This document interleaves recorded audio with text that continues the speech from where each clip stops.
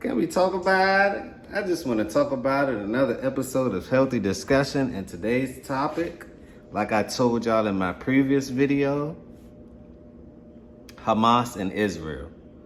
I believe that Hamas is already here. This is why. We don't have our border secured.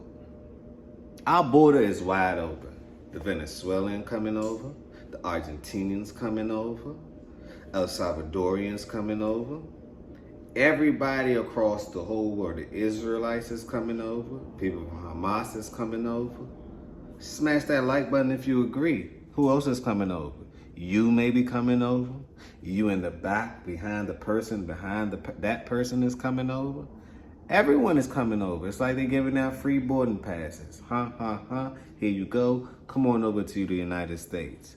But pay attention to this, because I believe that if we sent 2,000 troops over there to Israel, right, on the United States behalf, because Israel is like their partner, that's part of their alliances, and Israel has a cybersecurity team out the world. They have the best infrastructure as far as technology is concerned. So how did that happen?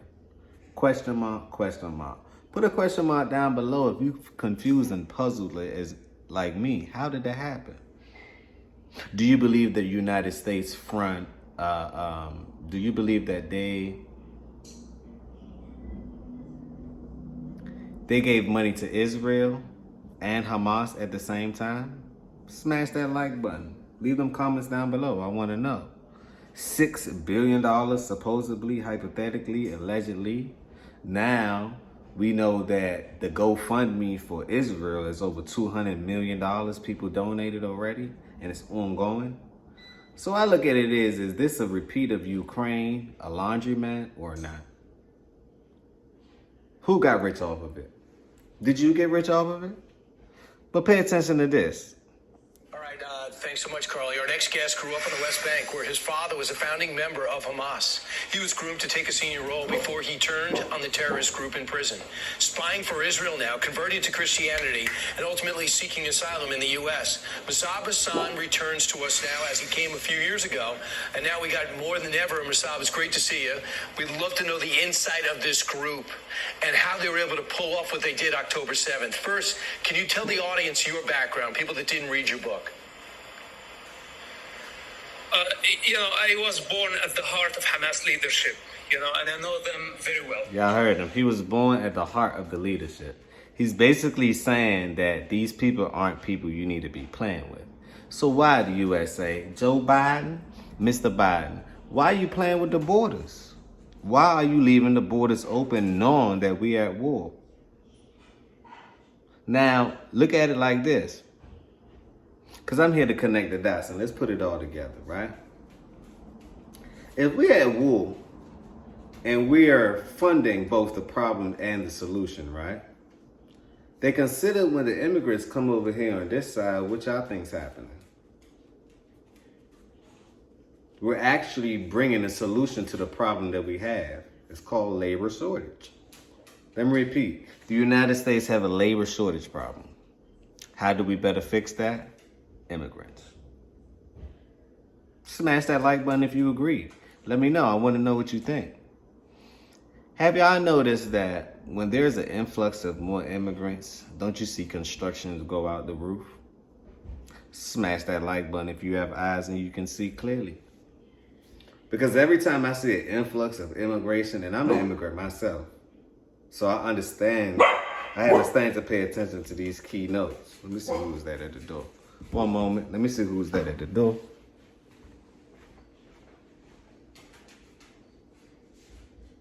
Good boy. Good boy. Good boy. Good boy. So I understand what's going on. So what you think? I want to know what you guys think. They don't care for the Palestinian people. They don't regard the human life. And I saw their brutality firsthand back in 1996 when I spent about a year and a half. They don't regard human life. These are the people that come over, have everything strapped on them, boom, all in the name of. They're playing a whole different warfare. So I personally believe that they're already here. They just waiting on to go. They're just waiting on to go. Why? Because the border is wide open. No one have ever stopped anyone from coming into the United States. The Border Patrol don't work. Nothing really works.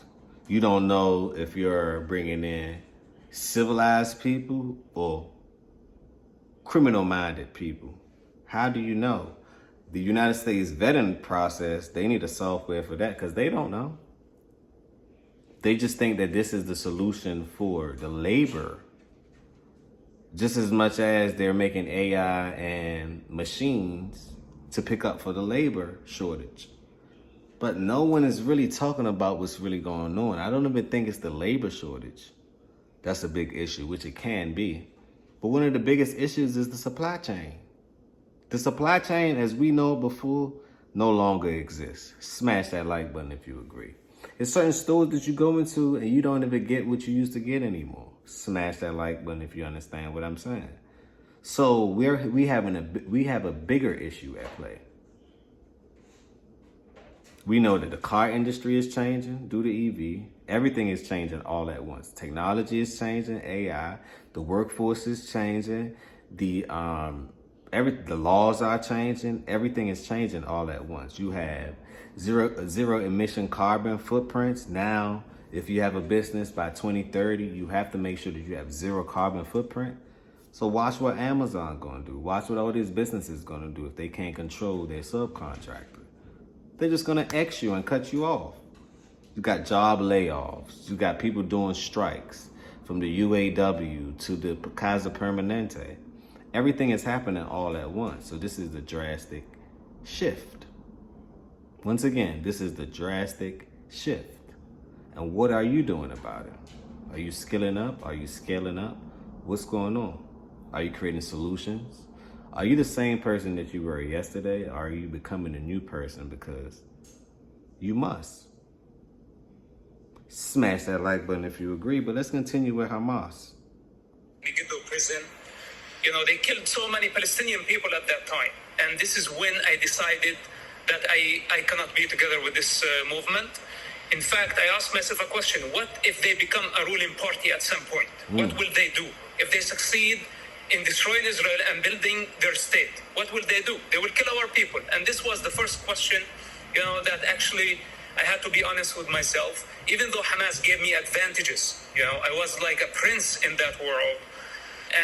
But I did not like them, and I turned because again. the principles and the morals. See, he said he was a prince in that world, but he did not like their principles and values. So obviously they wasn't right. So what do you think Hamas is going to do if they're in the United States? And we all know that the United States is considered the bully overseas. What do you think they're going to do? Can anyone answer that question? Is it safe? Are you safe? Leave them comments down below. Is it safe and are you safe? Leave them comments down below. Even my own blood, because this is how much I did not like Hamas. And today, 25 years later, they are the rulers of Gaza, and we see what they are capable of doing. We saw what happened October 7th. We saw them do what they did to Holocaust victims. They have now over 200 hostages, murdered babies in their cribs, and we see the horror of what they're capable of. Now they've retreated back to Gaza, and a ground incursion is about to happen. Would you recommend Israel do this? And what will they find when they go in? Okay, first of all, we need to evacuate civilians as much as we can. This is an ugly war, and Israel did not start it. Hamas did. First of all, we need to encourage civilians to go into Egypt, possibly women and children, maybe men over 50 years old. These need to get out of the picture. To me, this looks like World War III. Smash that like button if you agree. Strip need to be cut two pieces, north and south, two parts.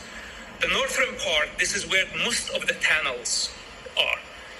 We need to have a solid siege, okay, for long enough to deplete the enemy and to starve them. After that, we may need to explore using gas. This is sounds horrible, but I don't see any. Very much so. He's a bit tactical, isn't he? First he say starve them and then gas them. That's a big tactical. But if you knew what you were up against, would you do the same thing? Leave them thoughts down below. What would you do to save your family, to save your life, to save the person to the left or to the right of you, your community, your principles, your values? What are you willing to do? Can we talk about it? I just want to talk about it. Leave them comments down below. Other option. The tunnels are interconnected and gas could be one of the solutions, but this has to be in the right time. We cannot just rush into Gaza. There is no modern army. That's like tactical and strategic warfare. He obviously, maybe he was the prince. That is prepared for this type of war. And most importantly, we need to get the civilians out of the picture. As long as there are civilians there, Right. then the operation might be incomplete. But Mossab, you also say it's almost impossible for us to give aid to the Gaza Strip. $100 million we're about to give them and keep it away from Hamas. Don't you agree that can't work?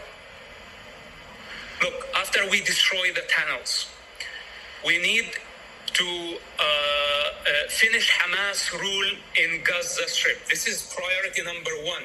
We're funding both sides. You just heard them yourself from the legacy news channels. They're funding both sides. So if we get caught in the middle in the United States, and if y'all pay attention to what's going on globally, right? The United States isn't considered a superpower anymore. Let me repeat. Some people do not accept the US dollars. The United States isn't considered a superpower anymore. This is why. You have something called the BRIC Nation. They are direct competition to the United States. What y'all think's gonna happen when Saudi Arabia is doing business with China, trading oil with the digital yen, and America's out of it? Leave them comments down below. I would like to know. But let's continue. Then we need to replace the regime. Could be the Palestinian Authority, could be the Egyptian government, could be Arab League force. We need to replace their rule in Gaza. After that, we can talk about aid. But as of now, sending any aid is a mistake. So you also believe Facts. that this is... I believe that. Sending any aid right now is a mistake because you don't even know if the money is going to reach. 9 times out of 10, the money don't reach to the people you're sending anyway because you have something called government and politics. So it's going to the people that they need it to go to. So you would think that you're doing your country, you're doing them a favor by supporting other people's problem. 9 times out of 10, your money don't even meet the problem that you're supporting. So who pocket does it land in? That's the ultimate question. Y'all see $44 million going missing in Chicago off of the migrant crisis. Where did that money go? And they still asking for more money. After 44 million was missing, to me it just all seems like a what? A money grab. Helicopter money, near, and people like this. And politicians like, let me get one. Let me get 2 million. How about 3 million? Smash that like button. They may drop you off some millions too. Smash that like button if the millions is what you need. But let's continue. About the Palestinians fighting for their rights and their sovereignty. What is the real mission of Hamas? And what do they really think of the Palestinian people? Hamas is not a national movement. Hamas is a religious movement with a goal to establish an Islamic state. They don't care for nationalism. Actually, they are against nationalism. With that said,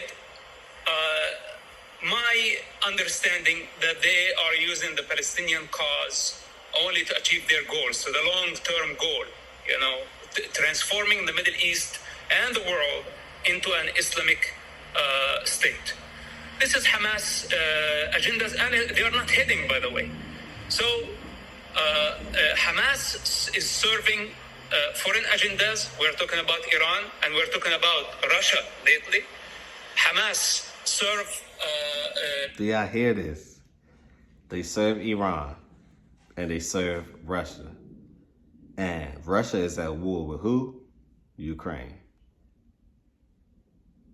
America just funded Iran.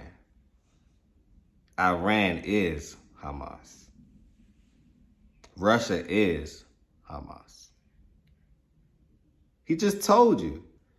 So why aren't people paying attention to this? Why isn't the news channel telling you what's going on? It's called World War III. It's called World War III.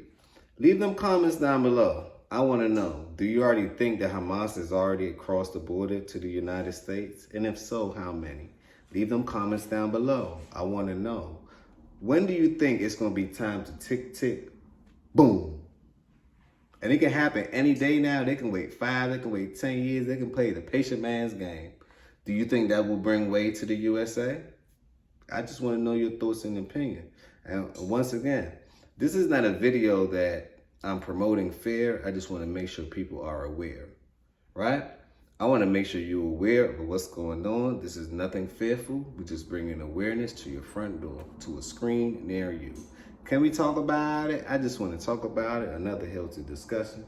Don't forget to subscribe to the channel. Subscribe to the channel so I can move through the algorithm. Smash that like button so I can groove through the algorithm. Comment, and don't forget to share. Share. Forward this video to someone else. Tell a neighbor, to tell a neighbor, to tell a friend. On that note, peace, blessings, love, and remember positivity over negativity always.